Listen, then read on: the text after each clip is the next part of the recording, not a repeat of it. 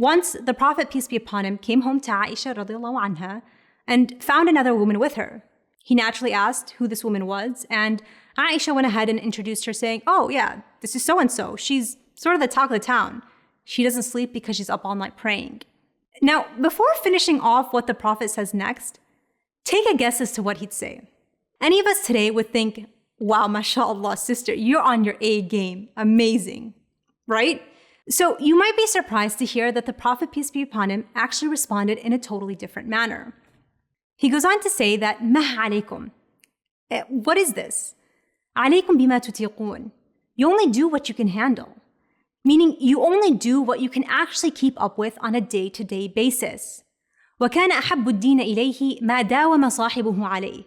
And that the most beloved form of religiosity to Allah is what a person can be consistent with. In another narration, the Prophet, peace be upon him, explicitly says, أَحَبُّ الْأَعْمَالِ إِلَى اللَّهِ أَدْوَمُهَا وَإِنْ قَلَّ.